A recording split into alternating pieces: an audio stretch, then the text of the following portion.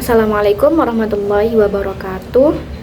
Pada kesempatan kali ini saya Ayu Triana Sari NIM 124 akan menyampaikan atau mempresentasikan dari hasil analisis saya terhadap pelanggaran yang terjadi pada program siaran Kompas Petang oleh Kompas TV pada 6 Februari 2024 yang berkaitan dengan pemberitaan Guru Besar ITB tuntut pemilu 2024 jujur dan adil. Untuk konteks dan kronologis dari pelanggaran ini dan sanksi teguran KPI adalah pada tanggal 5 Februari 2024. Konteks yang terjadi adalah ratusan guru besar ITB mendeklarasikan 9 poin untuk menjaga integritas demokrasi menjelang pemilu 2024 yang dipicu oleh sejumlah tindakan yang dinilai tidak demokratis dan bahkan diwarnai upaya sabotase oleh salah satu peserta daring. Kemudian pada 6 Februari 2024 pada pukul 16.35 WIB Kompas TV secara live melakukan streaming atau siaran terkait acara tersebut dalam program Kompas Petang.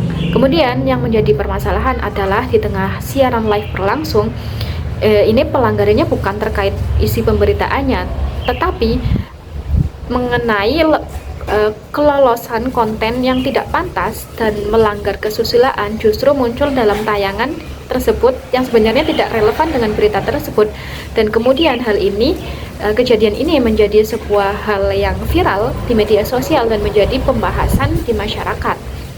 Kemudian pada tanggal 13 Februari 2024, kurang lebih seminggu setelahnya, KPI mengeluarkan teguran tertulis kepada Kompas TV berupa sanksi teguran tertulis atau sanksi administrasi disebutkan dalam kode etik penyiaran.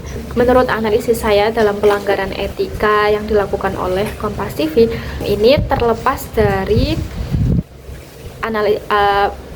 KPI, karena mungkin teman-teman sudah bisa mengakses dan membacanya sendiri. Tapi kalau dari analisis saya sendiri, yang pertama adalah pelanggaran pada pasal 26 ayat 2 butir 2 dalam Undang-Undang Penyiaran nomor 32 yang berbunyi, dalam menyelenggarakan siarannya, lembaga penyiaran berlangganan harus melakukan sensor internal terhadap semua isi siaran yang akan disiarkan dan atau disalurkan. Lalu lembaga penyiaran yang berlangganan yang dimaksud itu apa? Yaitu yang melalui satelit, kabel, dan terestrial atau antena. Maka dalam hal ini Kompas TV juga termasuk lembaga penyiaran berlangganan. Dan pada faktanya Kompas TV melakukan pelanggaran karena mereka tidak melakukan sensor internal terhadap semua isi siaran yang akan disebarkan atau disalurkan.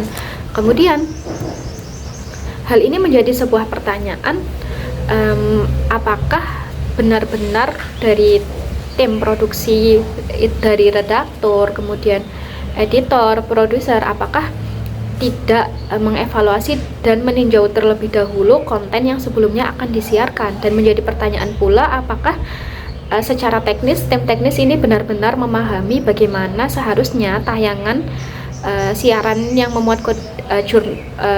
memuat hal-hal yang berkaitan dengan berita atau pers, jurnalis, itu berbeda dengan tayangan-tayangan yang memang tidak memiliki kode etik. Apakah tim teknis itu mengetahui hal tersebut? Dan kemudian selain undang-undang penyiaran yang dilanggar, maka Kompas TV juga melakukan pelanggaran terhadap kode etik jurnalistik dalam pasal 4 yang menyebutkan bahwa wartawan Indonesia tidak membuat berita bohong, fitnah, hadis maupun cabul. Dan penafsiran kata cabul berarti adalah penggambaran tingkah laku secara erotis dengan foto, gambar, suara, grafis, atau tulisan yang semata-mata untuk membangkitkan nafsu birahi. Namun pada realitasnya ternyata Kompas TV masih meloloskan muatan konten yang dimana, mohon maaf mungkin ini bahasanya jorok begitu ya, dimana seorang laki-laki itu melakukan hal seperti sedang memainkan kelaminnya, dan itu malah lolos oleh tim Kompas TV. Kemudian sanksi apa yang kemudian diberikan oleh KPI begitu? Nah, sesuai dengan hierarki sanksi dalam administratif KPI, yang diberikan adalah sanksi teguran tertulis atau sanksi administratif yang tercantum dalam pasal 55 bahwa setiap orang yang melanggar ketentuan sebagaimana dimaksud dalam pasal salah satunya pasal 26 ayat 2 pada ayat 2 berupa sanksi tahap awal adalah sanksi tertulis. Jadi ini tegurannya memang sudah sesuai dengan hierarki sanksi yang ada di aturan yang tertulis, maka sanksi yang diberikan adalah berupa sanksi administrasi, yaitu teguran tertulis, bukan sanksi berupa denda ataupun pemberhentian program begitu. Kemudian dari hal tersebut apa sih dampaknya terhadap publik gitu. Yang pertama, jelas mempermalukan citra Kompas TV yang selama ini dikenal sebagai media terpercaya dan independen. Kemudian yang kedua adalah distraksi momentum demokrasi yang dimana di masa itu menjelang pemilu 14 Februari 2024 yang harusnya substansinya itu fokus pada kegiatan pemilu gitu, integritas pemilu, tapi terdistraksi oleh pemberitaan yang tidak senonoh, muatan yang tidak senonoh, dan pembahasan masyarakat itu lebih ramai ke situ karena adanya kesalahan insiden teknis tersebut. Kemudian dampak yang ketiga adalah dampak kepada anak. Pada pukul 16.45 itu kan jam-jam sore yang dimana anak-anak mungkin sedang beristirahat dari aktivitas sehari-harinya, sekolah, mungkin les atau ngapain, dan berpotensi mereka itu sedang mengakses televisi untuk menonton gitu. Dan ketika tidak sengaja dilihat mereka, maka itu kan menjadi paparan negatif terhadap mereka karena seharusnya itu tidak dikonsumsi, bukan ditonton oleh mereka begitu. Kemudian yang keempat adalah jelas ya penurunan kepercayaan dari masyarakat terhadap media yang berbasis jurnalistik gitu.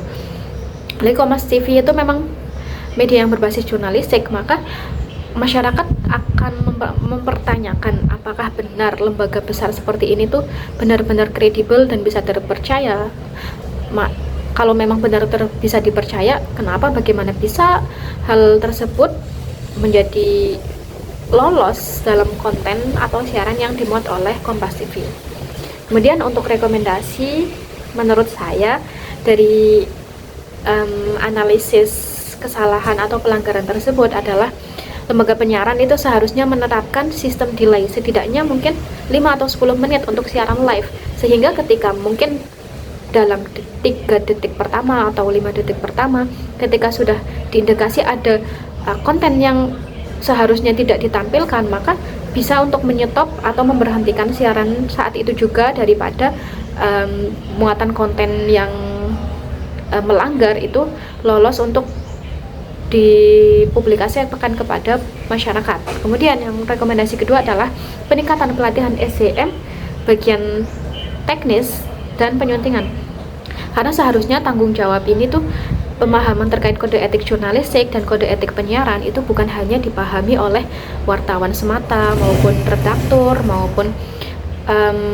bidang redaksi saja, tapi juga jurnalis saja, tapi juga harus dipahami oleh tim-tim yang memang melakukan pekerjaan di bagian teknis, mungkin seperti kameramen, kemudian bagian operator streamer, itu harus memiliki pemahaman yang sama dari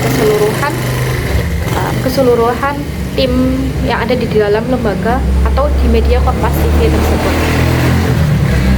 Kemudian untuk kesimpulannya adalah kasus Kompas Petang menjadi cermin bahwa pelanggaran etika jurnalistik dan penyiaran bisa terjadi di media besar sekalipun, dan tanggung jawab penyiaran itu bukan hanya soal konten tetapi juga sistem pengawasan secara teknis. Jadi bukan hanya kita memperhatikan bagaimana tulisan atau berita yang baik itu, tapi juga memperhatikan bagaimana tulisan berita atau informasi tersebut akan disampaikan secara kontennya, secara visual, secara teknisnya, itu juga harus diperhatikan. Dan yang terakhir adalah sanksi dari KPI menjadi pengingat bahwa kebebasan pers juga harus diimbangi dan beriringan dengan akuntabilitas profesionalisme dari lembaga tersebut. Apakah perlu dipertanyakan apakah benar-benar bahwa seluruh tim atau kru maupun seluruh anggota yang menjadi bagian dari lembaga tersebut benar-benar memiliki profesionalitas yang benar-benar terjamin dan bisa dipercaya.